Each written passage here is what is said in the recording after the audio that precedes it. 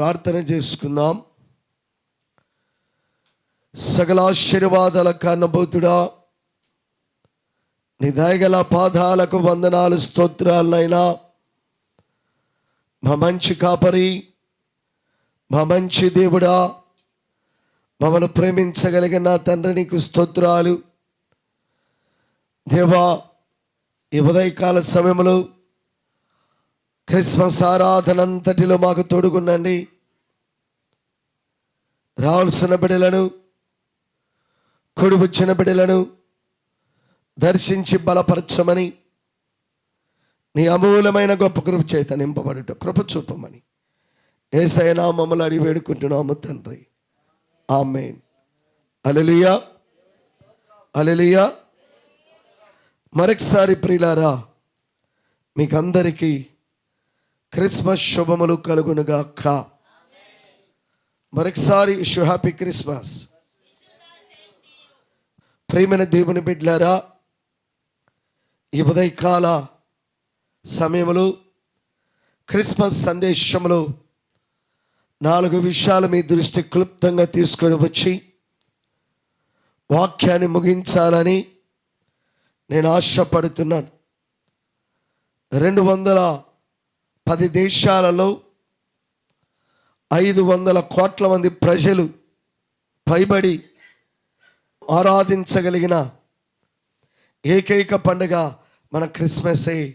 దేవుని స్తోత్రం కలుగునుగాక. 210 దేశాలలో క్రీస్తును ఆరాధిస్తున్నారంటే ఏనే నిజమైన దేవుడు. ఇంకా దానికి ఎలాంటి మాటలు చెప్పాల్సిన అవసరత లేదు. ఏంటండి, ఏదైనా పండగ చేస్తే ఒక దేశంలోనూ, ఒక ఊరిలోనూ, ఒక ప్రాంతంలోనూ జరుగుతుంది. ప్రపంచమంతా జరగగలిగినటువంటి ఏకైక పండుగ క్రీస్తును ఆరాధించగలిగిన క్రిస్మస్ పర్వదినాన్ని. అయితే ప్రియమైన దేవుని బిడ్డలారా, ఎందుకు ఈ క్రిస్మస్ పర్వదినాన్ని జరుపుకోవాలి? సంవత్సరం ఈ ప్రత్యేకత ఏంటి? దీంట్లో ఉన్న గొప్పతనం ఏంటి? దేవుడు ఎందుకు ఈ లోకానికి వచ్చాడు? దేవుడు ఎందుకు ఈ లోకానికి వచ్చి తన కార్యాన్ని చేశాడు? కారణం ఏంటిది అని లేఖనముల నుండి కొన్ని మాటలను మనము జాగ్రత్తగా పరిశీలనగా చేద్దాం. రండి, మొదటి విషయాన్ని జ్ఞాపకం చేసుకుందాం. దేవుడి లోకానికి ఎందుకు వచ్చాడు అనేటువంటి విషయాన్ని చూద్దాం ప్రియులారా. మత్తయి సువార్త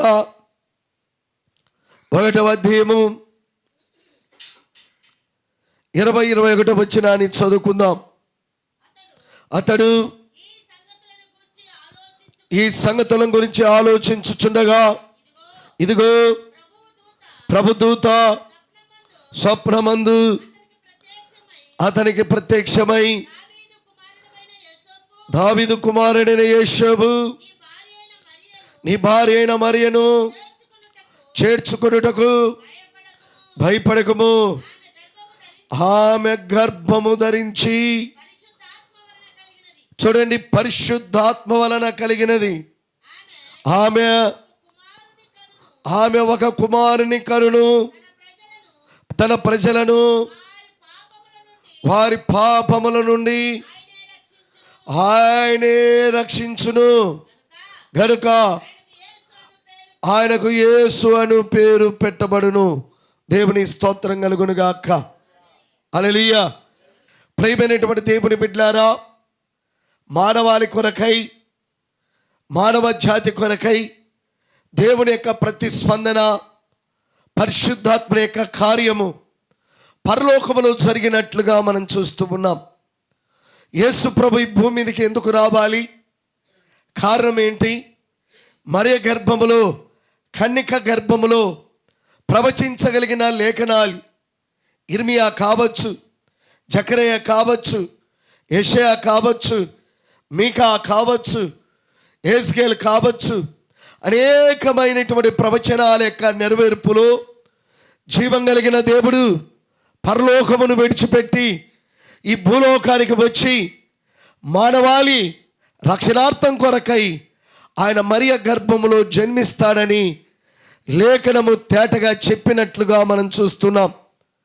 అయితే ఇక్కడ ఒక వివరార్థము చెప్పి వాక్య లోపలికి వెళ్ళాలని నేను ఆశపడుతున్నాను. మరియ ప్రియులారా, కన్యక అనగా పరిశుద్ధరాలు, పవిత్రత కలిగినటువంటిది. యవన బిడ్డ అంటే ఏ పురుషుణ్ణి కూడని స్త్రీ పరిశుద్ధాత్మ వలన గర్భము దాల్చినట్లుగా మనం చూస్తున్నాం. అంటే మానవ జన్మకు దేవుని జన్మకు తేడా అని చెప్తున్నాను, జాగ్రత్తగా వినండి. మానవ జన్మ ప్రియులారా, భార్య భర్తల మధ్య కలయికతో కలిగి గర్భము 9 మాసాలు కన్నప్పుడు, 9వ మాసం బిడ్డను కనినప్పుడు బిడ్డ రక్తపు మడగపుతో బయటికి వస్తుంది. అక్కడ ఉన్నటువంటి నర్సు కానీ, అక్కడ ఉన్నటువంటి స్టాఫ్ కానీ ఆ రక్తపు మరకలను కడిగి తల్లి దగ్గరికి తీసుకొస్తారు. ఈ భూమి మీద ప్రపంచ మానవుడు నాతో నుండి మొదలుకొని ఈ ఉదయకాల సమయంలో మందిరంలో ఉన్నటువంటి మీరు, ప్రపంచ మానవులు అందరూ కూడా తల్లి గర్భముల నుండి అలాగే జన్మించాం. అయితే యేసుప్రభు యొక్క జన్మ డిఫరెంట్. ఎందుకంటే ఆయన వాక్యమై ఉన్నాడు, వాక్యమే దేవుడు, దేవుడే వాక్యము గనుక ఆయన శరీరధారిగా పరలోకము నుండి దిగివచ్చి పరిశుద్ధాత్మ అంటే the Holy Spirit of God, పరిశుద్ధాత్మ శక్తి మరియను ఆవరించినందున మరియ పరిశుద్ధాత్మ ద్వారా గర్భము దాల్చింది. ప్రియమైన దేవుని బిడ్డలారా, నేను గత దినం ఒక ఇంటికి, నా బంధువుల ఇంటికి వెళ్తే ఆయన అంటున్నాడు, ఇదిగో నా బిడ్డలు పుట్టరని హైదరాబాద్కి వెళ్ళి 4 లక్షలు ఖర్చు పెట్టి ఇదిగో టెస్ట్ బేబీ ద్వారా అంటే బిడ్డను ఉండడానికి దేవుడు కార్యం చేశాడు. ఇదిగో మీ అత్త అయితే ఇంట్లో లేదు, ఆమె నా బిడ్డ దగ్గర ఉంది అని ఒక అంకుల్ నాకు చెప్పడం జరిగింది. ఒక డాక్టర్కే ఏంటండి ఎన్నో సంవత్సరాల నుంచి పిల్లలు లేకపోతే ఒక 4 లక్షల రూపాయలు ఖర్చు పెడితే ఏం కలుగుతున్నారు? పిల్లలు కలుగుతున్నారు. ప్రియమైన దేవుని బిడ్డలారా, సృష్టికర్త అయినటువంటి దేవుడు, శక్తి కలిగినటువంటి దేవుడు, జీవం కలిగిన యేసు ప్రభు ఇదిగో మరియ గర్భంలో పరిశుద్ధాత్మ ద్వారా కలగటము ఇది ఎంతో ఆశ్చర్యం ప్రియులారా, ఒక అద్భుతమైనటువంటిది. అయితే ఆమె పరిశుద్ధాత్మ ద్వారా గాబ్రియల్ దేవదూత వచ్చి, మరియా నీకు శుభము కలుగునుగాక, నువ్వు పరిశుద్ధాత్మ వలన గర్భం దాల్చబోతున్నావు, నువ్వు ఒక కుమారుని కనబోతున్నావు, ఆ కుమారుడే ప్రభువు అయిన యేసు. ఆ యేసు ఎందుకు నీలో జన్మించబోతున్నాడంటే ప్రజలందరికీ పాపముల నుండి రక్షించగలిగిన మహనీయుడు నీ గర్భములో పుట్టబోతున్నాడు. దేవునికి స్తోత్రం కలుగునుగాక. అయితే ప్రియమైన దేవుని బిడ్డలారా, అయితే యోసేపు ఎందుకు ఆమెను విడిచిపెట్టాలని అనుకున్నాడు? చాలామంది అపోహగా, తెలియని మూర్ఖంగా, అంటే అజ్ఞానంగా ఇక్కడున్న లేఖన భాగాన్ని అపార్థాలుగా చాలామంది చేసుకుంటూ ఉన్నారు. ఆ మాటను చదివితే బాగుంటుంది. 18వ వచనం చదవండి. యేసుక్రీస్తు జనన విధానం ఎట్లనగా ఆయన తల్లి అయిన మరియా యోసేపునకు ప్రదానము చేయబడిన తర్వాత ఏంటండి, ఏకము కాకమునుపు ఆమె పరిశుద్ధాత్మ వలన గర్భవతిగా ఉండెను. దేవునికి స్తోత్రం కలుగునుగాక. యోసేపు ఎవరు? ప్రదానం చేయబడిన వాడే, యూదా వంశస్థుడు. మరియ ఎవరు? యూదురాలు. యూదా మతములో ఒక ఆచారం ఉంది. ఈ ఆచారం ధర్మశాస్త్రం ప్రకారంగా ఉండగలిగిన ఆచారం. ఒక వివాహానికి మనము పెళ్లి కూతురిని చూడ్డానికి, పెళ్లి సంబంధానికి వెళ్ళినప్పుడు మన భాషలో ఆకొక్క అని పెడతాం. అంటే అర్థం ఏంటి? మీ అమ్మాయిని మా అబ్బాయి చేసుకుంటున్నాడు అని ఒప్పందం చేస్తాం. ఒప్పందానికి నీకు ఉండేటువంటిది మధ్యలో పెట్టింది ఏంటిది? ఏంటంటే ఇది ఒక సాంప్రదాయం. ఆకొక్క పెట్టుకోవటం. అయితే ప్రియమైన దేవుని బిడ్డారా, యూదా మత ఆచారాల్లో ఆకొక్క లేవు. వాళ్ళు ఏం చేసేవారంటే మరియా సంబంధము కలిగిన పెద్దలు, యేషబు కలిగిన పెద్దలు ఇద్దరి మధ్యలో మాట్లాడుకొని వారి ఇద్దరి మధ్యలో ఒక అగ్రిమెంట్ ఉంటుంది. ఇంటికి రాసుకుంటాం చూడండి అగ్రిమెంట్. అలా అగ్రిమెంట్ రాసి, ఇదిగో ఫలాని అమ్మాయిని ఫలాని యేషబుకి ఇస్తున్నాం, ఇదిగో ఫలాని అబ్బాయిని ఫలాని మరేకి ఇస్తున్నాం. దీని అగ్రిమెంటు 6 నెలలు మాత్రమే యూదా మత ఆచారం ప్రకారంగా. ఈ 6 నెలలు అగ్రిమెంటు అయిపోగానే ఏం చేయాలి? ఎవరినైనా ఎలాంటి పాపము కానీ, ఎలాంటి దోషము కానీ, ఎలాంటి అపవిత్రమైనది కానీ భార్య భర్తలుగా ప్రదానము చేయబడిన వారి పక్షంగా ఏదైనా కనపడితే ఆ చేయబడినటువంటి పత్రము రద్దు చేయబడుతుంది, వివాహము జరగదు. అర్థమవుతుందండి? బైబిల్ రాయబడిన మాట ఏంటి?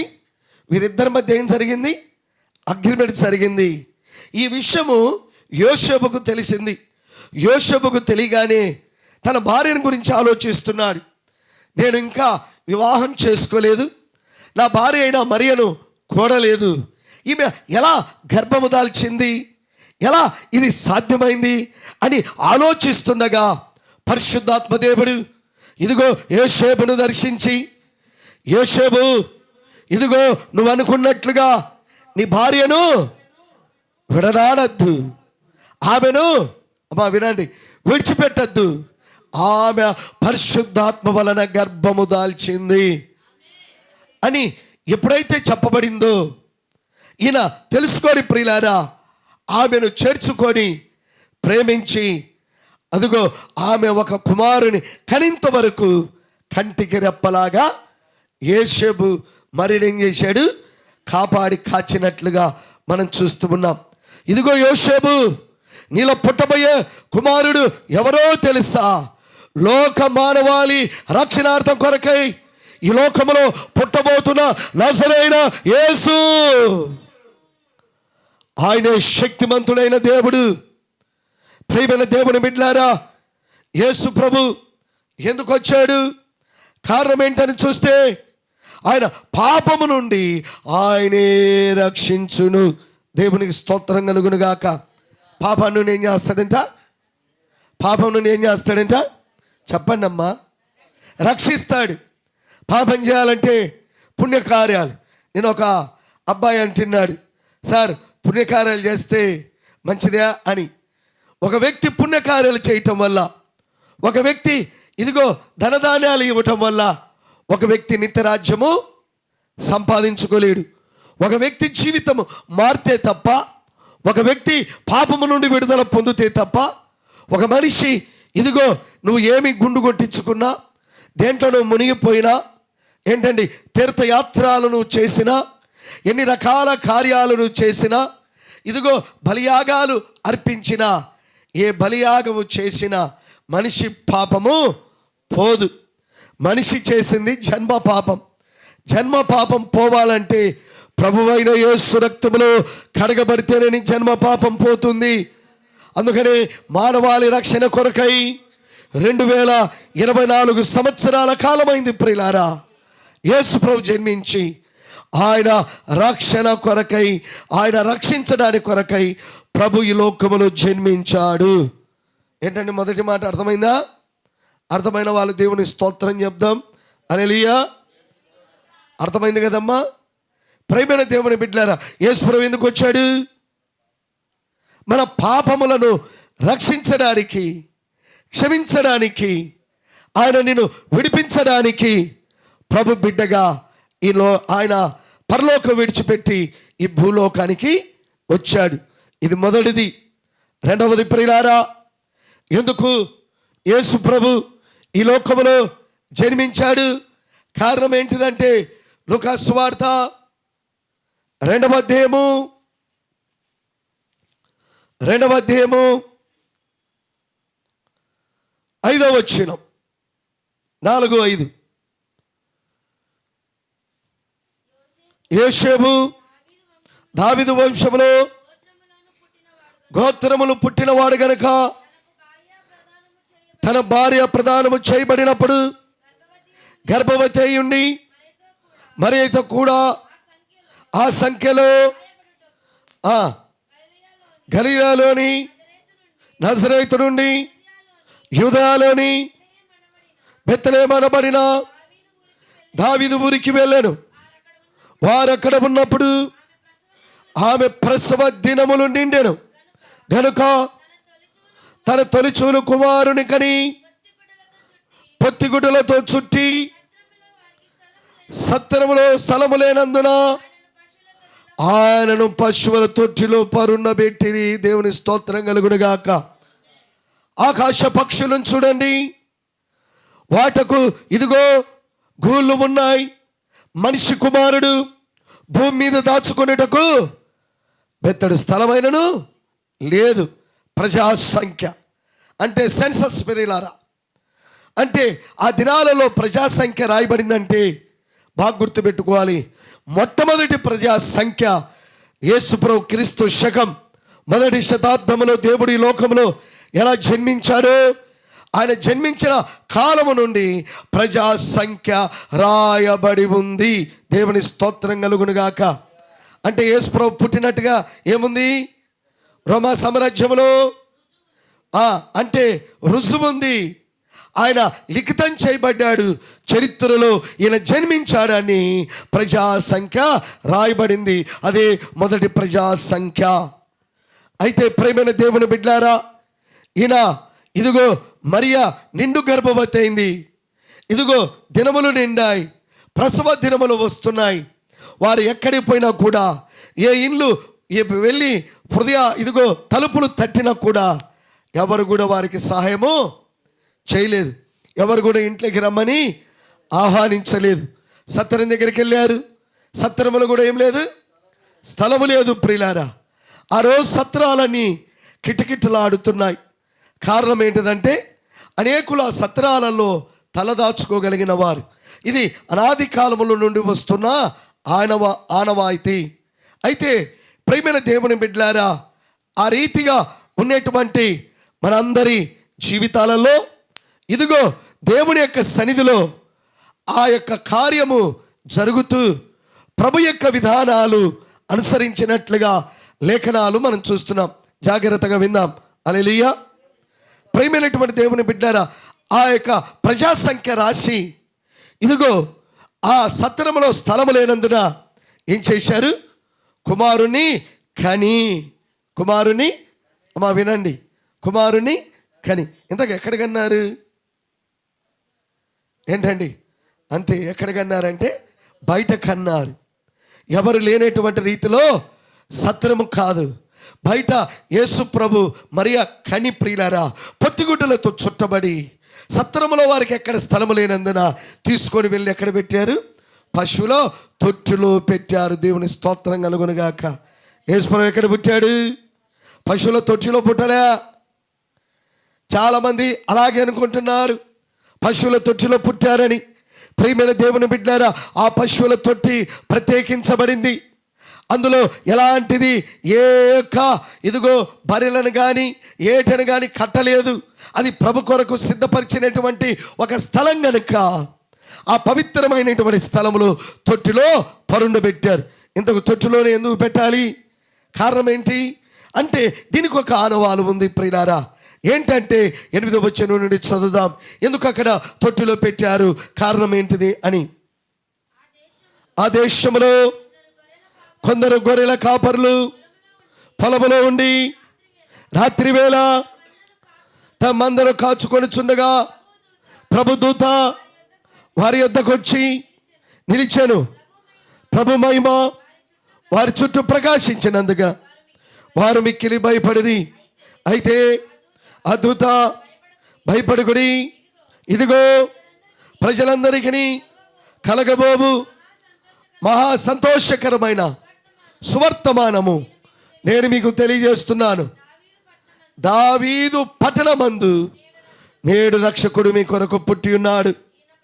ఇక్కడ నుంచి జాగ్రత్తగా ఆలకించండి. ఈయన ప్రభువైన క్రీస్తు.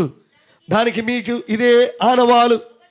ఒక శిశువు పొత్తిగుడ్డలతో చుట్టబడి ఒక తొట్టిలో పండుకొనుట మీరు చూచెదరు. ఎవరి కొరకిది ఈ సూచన? ఎవరి కొరకు? గొర్రెల కాపర్లు వెళ్ళి యేసు ప్రభును కనుగొనాలి. అందుకొరకే యేసు ప్రభు పశువుల తొట్టిలో పరుండబెట్టారు. ప్రేమైన దేవుని బిడ్డలారా, పరిశుద్ధాత్మ దేవుడు ఏ కార్యం చేసినా అక్కడ ఒక అద్భుతం ఉంది. అది ఏంటిదంటే ప్రియులారా, రెండవదిగా మనం గమనించాలి. ఇదిగో యేసు ప్రభు రక్షకుడు. దావీదు పట్టణమందు నేడు మీ కొరకు ఒక రక్షకుడు పుట్టబోతున్నాడు. దానికి ఇదే మీకు ఆనవాలు. ఈ స్వర్తమానం ఏంటిదంటే, ఇదిగో రక్షకుడు అంటే, రక్షకుడు అనగా రక్షించగలిగిన వాడు, కాపాడగలిగిన వాడు, కాయగలిగిన వాడు, సంరక్షించగలిగిన వాడు, ఇదిగో దీవించగలిగిన వాడు, ఆశీర్వదించగలిగిన వాడు, సమాధానం ఇవ్వగలిగిన వాడు, దీవెనలు కుమ్మరించగలిగిన దేవుడే యేసు ప్రభు. అందుకనే గొర్రెల కాపర్లు ఇదిగో వెళ్ళి అవి వినగానే ప్రియులారా, ఆ చలిమంట కాచుకుంటూగానే ఆ వెలుగులో వారికి ప్రత్యేకమైన వెలుగు కలిగినప్పుడు భయం కలిగింది. భయపడుగుడి. అమ్మా, క్రిస్మస్ ఎందుకు వచ్చిందో తెలుసా? నీకు భయం కలిగిందేమో, నువ్వు దిగులుతో ఉన్నావేమో, నువ్వు చింతలతో ఉన్నావేమో, సమస్యలను ఇదిగో భయంకరమైన పరిస్థితుల్లో లాగుతున్నాయేమో. నాకెవరు లేరు, నా కుటుంబం ఏంటి ఇట్లా అయిపోయింది, నా బ్రతికైంది ఇలాగైపోయిందని అనుకుంటున్నావు. ఓ సోదరుడా, సోదరి, దేవుని సన్నిధిలో ఆలోచన చెయ్యి. యేసు ప్రభు నీ కొరకే పుట్టాడు. నీ దారిద్ర్యతను తొలగించడానికి, నీ యొక్క భయంకరమైన పాపములు క్షమించడానికి, క్రీస్తు రక్తములో కడగబడి దేవుని బిడ్డగా మారితే ప్రియులారా, దేవుడు సంరక్షించి పరిశుద్ధపరిచి నీకు పవిత్రమైనటువంటి కృపను ఇవ్వడానికి ఆయన పశువుల తొట్టిలో పరుండబెట్టారు. ఇప్పుడు ఆ గొర్రెల కాపరు అందరూ కూడా ఏం చేస్తున్నారో తెలుసా? వారు అందరూ మాట్లాడుకుంటున్నారు. 15వ వచనం, ఆ దూతలు తమ యొద్ద నుండి పరలోకమునకు వెళ్ళిన తరువాత ఆ గొర్రెల కాపర్లు జరిగిన ఈ కార్యము ప్రభువు మనకు తెలియజేస్తున్నాడు. మనం బెత్లెహేము వరకు వెళ్ళి చూద్దామరండి అని ఒకరితో ఒకరు చెప్పుకొని త్వరగా వెళ్ళి మరియను యోసేపును తొట్టులో పండుకొని ఉన్న శిష్యును చూచిరి. దేవుని స్తోత్రం కలుగునుగాక. గట్టిగా చప్పట్లు కొడదాం. ప్రియమైన దేవుని బిడ్డలారా, ప్రియ సంగమా, ఇప్పుడు యేసయ్యను చూడ్డానికి వీళ్ళేం చేశారు? ఒరే పెద్దోడా, ఒరే చిన్నోడా, ఒరే నడిపోడా, నిజమేరా, మా అబ్బాయి చెప్పాడు కదా, మా తాత చెప్పాడు కదా, వాళ్ళు ఇదిగో చరిత్ర నుంచి దావీదు వంశముల నుండి ఒక గొప్ప వ్యక్తి పుడతాడు, ఆయనే ప్రభు అయిన యేసు, ఆయనే లోకరక్షకుడు అని నిజమే లేఖనాలు చెప్పాయి. ఆ రోజు దావీదు వంశముల నుండి, ఏ గొర్రెల కాపర్ల నుండి ఈ యేసు ప్రభు జన్మిస్తాడో చెప్పిన మాటలు జ్ఞాపకం చేసుకున్నారు ప్రియులారా. అందుకనే జరిగిన ఈ కార్యములను గురించి ఏమేం జరిగాయి? దావీదు యొక్క వంశము ఈ గొర్రెల కాపర్లకు బాగా తెలుసు. దావీదు గొర్రెల కాపరని తెలుసు, దావీదు వంశము తెలుసు, దావీదు యొక్క చరిత్ర తెలుసు. ఈ గొర్రెల కాపర్లు విన్నారు గనక వారు విన్న వాటిని, కన్న వాటిని, చూచిన వాటిని అన్నిటిని కూడా ప్రచురము చేసిరి. దేవుని స్తోత్రం కలుగునుగాక. ఈ క్రిస్మస్ను ప్రచురం చేస్తూనే ఉండాలి. ఏంటయ్యా క్రిస్మస్ యొక్క ఉద్దేశం అంటే? అందరికీ చాటి చెప్పడమే, అందరికీ సువార్త చెప్పడమే, అందరికీ ప్రేమను చూపించడమే, అందరికీ సహాయం చేయడమే. బీదా బిక్కి అనేటువంటిది ఏది లేకుండా అందరికీ ఈ క్రిస్మస్ పర్వదినాన ప్రపంచవ్యాప్తంగా వేల కోట్ల రూపాయలు ప్రియులారా ప్రతి క్రైస్తవుడు దేవుని కొరకు ఖర్చు పెడుతున్నాడు. దేవుని స్తోత్రం కలుగునుగాక. ఏంటండి, మేము కూడా కొన్ని వేల రూపాయలు బట్టలు తీసి అనేకులకు ఇచ్చాం. గద్దిలం ప్రియులారా, ఆర్టీసీ బస్ స్టాండ్లో ఉండేటువంటి అమాలీలకు కూడా 4 డ్రెస్ ఇచ్చి వచ్చాను రాత్రి. మన సంఘంలో ఇచ్చాం. కారణం ఏంటి? నువ్వు ఇవ్వడమే, నువ్వు చేయడమే దేవుని యొక్క సన్నిధిలో దేవుడు మనకి ఇవ్వగలిగిన ఆధిక్యతను మనం చూస్తూ ఉన్నాం. అర్థమవుతుందండి? రెండవ దండత ఎవరిది? గొర్రెల కాపర్లది. మూడవ దండత ఎవరిది? ఇదిగో ప్రియ, మత్తయి సువార్తలో చదివాం, దానిని మనము చూద్దాం. 2వ అధ్యాయము 1-2 వచనాలు చదువుకుందాం.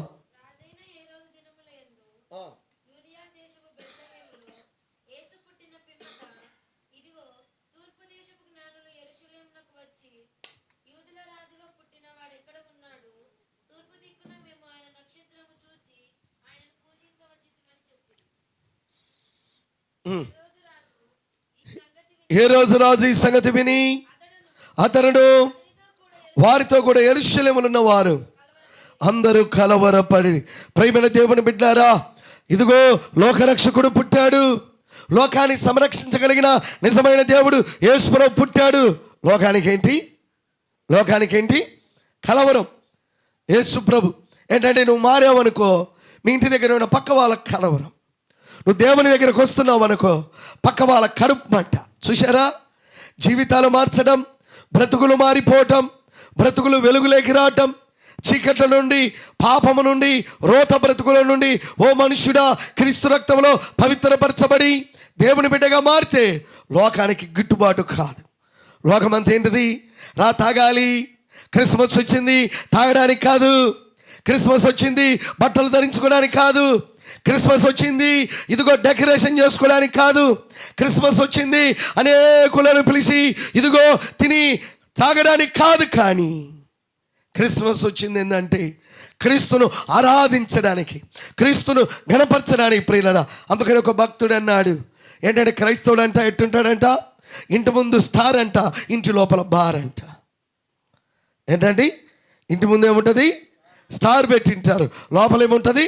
బార్ ఉంటుంది. అంటే తాగడానికి చేయడానికి క్రిస్మస్ రాలేదు, క్రీస్తును ఆరాధించడానికి వచ్చింది. ఈ గొర్రెల ఇదిగో జ్ఞానులు ప్రియులారా, తూర్పు దేశపు జ్ఞానులు ఆ నక్షత్రమును చూచి యేసు ప్రభువును పూజించడానికి వచ్చాడు. ప్రియ సంగమా, జీవం కలిగిన దేవుని నువ్వు దేవుని దగ్గరకు వచ్చి ఆరాధించాలి, ఘనపరచాలి, బలపరచాలి, ఆశీర్వదించబడాలి. ప్రభు యొక్క సన్నిధిలో వాగ్దానాన్ని మనం పొందుకోవాలి. అందుకనే ఆ తూర్పు దేశపు జ్ఞానులు యెరూషలేమునకు వచ్చారు. యెరూషలేము నుండి బెత్లెహేమునకు 9 మైళ్ళ దూరం అండి, చాలా దగ్గర. ఏంటండి? వచ్చి ఇదిగో మాకు స్వప్నములో ఒక నక్షత్రం కనపడింది, ఆ నక్షత్రమును పూజించడానికి వచ్చాం. ఇది ఏంటిదంటే ఇదిగో నక్కలమారి జిత్తు అయినటువంటి వాడు హేరోదు రాజు, రాజకీయ నాయకుడు. ఏంటండి? ఇతడు నేను రాజుకుంటే మరొక రాజు భూమి మీద పుట్టడం అని రహస్యం అనే మాట బైబిల్లో ఇందాక మనం చదివాం. రహస్యముగా వారిని పిలిపించి, ఆ మాట చదివితే బాగుంటుందండి. 2వ అధ్యాయంలో 6వ వచనం నుండి చదువుకుందాం. అంతటా హేరోదు ఆ జ్ఞానులను రహస్యముగా పిలిపించి ఆ నక్షత్రం కనపడిన కాలము వారి చేత ఏం చేసుకున్న 2వ ఆనవాలేంటి? పరిష్కారంగా తెలుసుకున్నాడు. ఇది నిజమే, యేసు ప్రభు స్టార్గా ఈ లోకంలో జన్మించబోతున్నాడు. ఏంటంటే ఈ జ్ఞానులకు ఎలా తెలిసింది? ఈ ఖగోళ శాస్త్రవేత్తలకు ఎలా తెలిసింది? నిజమే, యాకోబులో ఏం కలుగుతుంది? నక్షత్రం పుడుతుంది. యాకోబులో నక్షత్రం జన్మించబోతుంది. యాకోబు వంశము నుండి వచ్చిన వాడే యేసు ప్రభు. ఏంటంటే సంఖ్యాకాండం 24లో మనం చూస్తాం, 17 నుంచి 19 వచ్చిన అక్కడ మనం చూస్తే యేసు ప్రభుని గురించి చెప్పబడిన మాటలు మనకు అక్కడ కనపడతాయి ప్రియులారా. ఆ నక్షత్రమే. ఎందుకు మీరు అందరూ అనుకుంటారు కదా, ఎందుకు స్టార్ పెట్టారు? కారణం ఏంటిదంటే ఆ స్టారు దేనికంటే యేసు ప్రభు జన్మించడానికి ఆ స్టారే ఆధారం కనుక జ్ఞానులు వెళ్ళి దానిని చూచి వారికి ఏం కలిగింది? వారికి సంతోషము కలిగినట్లుగా మనం చూస్తూ ఉన్నాం. చూడండి 9వ వచనం, వారు రాజు మాట విని బయలుదేరిపోచుండగా ఇదిగో తూర్పు దేశమున వారు చూచిన నక్షత్రము ఆ శిశువు ఉన్న చోటికి మీదుగా వచ్చి నిలిచెను. వారికి ముందుగా నడిచెను. నడిచింది ఏంటిది అమ్మా? నడిచింది ఏంటిది? నక్షత్రము నడిపించింది. జ్ఞానులు దాన్ని చూచారు. చూసి వారు ఏం చేశారు? 4 విషయాలు చెప్తాను, జాగ్రత్తగా వినండి. కింద వచనములో ఉంది, వారు ఆ నక్షత్రమును చూచి అబ్బా దేవునికి స్తోత్రం కలుగునుగాక, అత్యానంద భరితులైరి, దేవునికి మహిమ కలుగునుగాక. వాళ్ళకి ఏం కలిగింది అమ్మా? ఏం కలిగింది? క్రిస్మస్ ఎందుకు వచ్చింది? ఆనందం. రేపుతో నీకు ఆనందం పోకూడదు. రేపు 26వ తేదీ నీ ఆనందం అంతం కాకూడదు. వచ్చే సంవత్సరం క్రిస్మస్ వరకు ప్రతిరోజు నీ క్రిస్మస్ శుభములు కలుగునుగాక. ఏంటండి, వారి నక్షత్రం చూడగానే ఇంకా ప్రభును చూడలేదు, క్రీస్తును ఆరాధించలేదు. నక్షత్రం చూడగానే వారి హృదయాలలో కలిగింది ఏంటిదంటే ప్రియులారా, ఆనందం కలిగింది, సంతోషం కలిగింది. వచ్చి ఏం చేశారు? తల్లి అయిన మరియను ఆ శిశువును చూచి సాగిలపడి ఆయనను పూజించి తమ పెట్టెలు విప్పి బంగారును సామ్రాణిని బోలమును ఆయన కానుకలుగా ఇచ్చిరి. ఇప్పుడు యేసు ప్రభు ఎక్కడి నుండి ఎక్కడికి వచ్చాడు? ఎక్కడి నుండి ఎక్కడికి వచ్చాడు? అదే ఎక్కడి నుంచి? అది గుర్తుపెట్టుకోవాలి. ఎక్కడి నుండి వచ్చాడు? పశువుల తొట్టి ఎవరికి ఆనవాలు? గొర్రెల కాపర్లకు. ఇప్పుడు జ్ఞానులకు ఆనవాలు ఏంటి? ఇంటిలో. చూశారండి దేవుని ఆశ్చర్యమైన కార్యాలు. ఒక్కొక్కరికి ప్రియులారా ఒక్కొక్క రీతిగా దేవుడు, పరిశుద్ధాత్మ దేవుడు కార్యం చేశాడు. వారు ఇంటిలోకి వచ్చి యేసేపు మరియమ్మను చూచి ఇది నిజమే ఐడెంటిఫై చేశారు. వారి దగ్గర ఏమున్నది? పెట్టెలు విప్పారు. పెట్టెలు విప్పడం అంటే హృదయాన్ని విప్పారు. ప్రియమైన దేవుని బిడ్డారా, క్రిస్మస్ ఎందుకు వచ్చిందో తెలుసా? నీ హృదయం ఇప్పడానికి, దేవుడి సన్నిధికి వచ్చి నువ్వు ప్రార్థన చేయటానికి, దేవుని సన్నిధికి వచ్చి నీ కుటుంబం అంతా ప్రభును ఆరాధించి, ప్రభువా నన్ను, నా కుటుంబాన్ని, నా పిల్లలను అయ్యా అందరినీ దీవించు నాయనానే నువ్వు క్రీస్తును ఆరాధించాలి. ఈ జ్ఞానులు వచ్చి ఆరాధించడానికి వచ్చారు ప్రియులారా. ఆరాధించి పెట్టెలను, హృదయాన్ని విప్పారు. మొదటిగా ఏమిచ్చారు? బంగారు ఇచ్చారు. బంగారు ఎందుకు ఇచ్చారంటే ఈయన యూదుల రాసుగా పుట్టబోతున్నాడు. దేవుని స్తోత్రం కలుగునుగాక. ఏంటంటే ఎవరు ఈయన? యూదా దేశపు సింహమా, యూదా దేశపు గోత్రములో జన్మించిన దావీదు వంశము నుండి వచ్చిన యేసు ప్రభు రారాజుగా ఈ భూమి మీద పుట్టాడు. ఆయన పుట్టడమే రాజుగా పుట్టాడు ప్రియులారా. అందుకని రాజు కనుక జ్ఞానులు ఏం చేశాడు? బంగారం ఇచ్చాడు. రెండవది ఏమి ఇచ్చాడు? సామ్రాన్ని ఇచ్చాడు. ఈ రాజు ప్రధాన యాజకుడిగా వస్తున్నాడు. మానవాళి కొరకై ప్రవచనాలు ప్రవచించినట్లుగా, లేఖనాలు చెప్పినట్లుగా యేసు ప్రభు పరలోకం నుండి మరియ గర్భంలో జన్మించాలి, ఆయన భూమి మీద చనిపోవాలి, సెలవులో మరణించాలి, ఆయన సమాధి చేయబడాలి. కాబట్టి సామ్రాన్ని గుర్తుగా ఇచ్చారు. చూశారండి ఖగోళ శాస్త్రవేత్తలు ఇచ్చిన ఆ అమూల్యమైనటువంటివి. మూడవది ఏమి ఇచ్చారు? బోలము ఇచ్చారు. ఈ బోలం ఏంటంటే యేసు ప్రభు చనిపోతాడు, 3 రోజులు ఎక్కడ ఉంటాడు? సమాధిలో ఉంటాడు. ఆయన శరీరం ఏమవ్వదు, దావీదు చెప్పినట్టుగా కుళ్ళిపోదు, అపోస్తల కార్యం చెప్పినట్టుగా పాడవదు. ఆయన శరీరముగా ఏం చేస్తాడు? ఆత్మ శరీరముగా, మహిమ శరీరముగా మార్చబడి 3వ రోజున తిరిగి లేచాడు. బోలము గుర్తు. దేవునికి స్తోత్రం కలుగునుగాక. అవన్నీ కూడా యేసు ప్రభు సమర్పించి స్వప్నమందు పరిశుద్ధాత్మ ద్వారా గాబ్రియల్ దేవదూత ద్వారా చెప్పబడిన మాటలు ఇదిగో హేరోదు దగ్గరికి వెళ్లకుండా వెళ్ళిపోయారు. అప్పుడు హేరోదు తెలుసుకొని ఇదిగో రామాలో అంగలార్పు. సంవత్సరం నుండి 2 సంవత్సరాలు కలిగిన పిల్లలందరినీ కూడా ఏం చేశారు? చంపేశారు.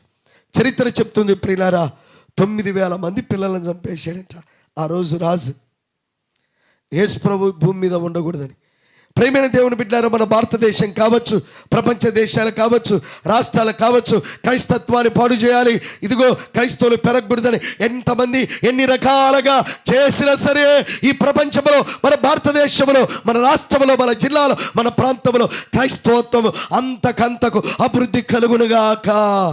అనేక జనులు యేసు వైపు చూచుదురుగాక.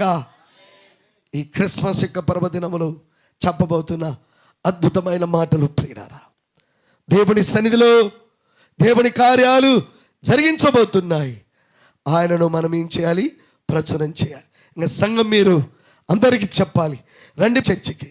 వ్యాధులు కలిగిన వారు, దయ్యములతో బాధపడుతున్న వారు, సమస్యలతో బాధపడుతున్న వారు, పిల్లలు లేని వారు అయ్యా దేవుడి దగ్గరకు వచ్చి ప్రార్థన చేస్తే మీకు అవన్నీ జరుగునుగాక.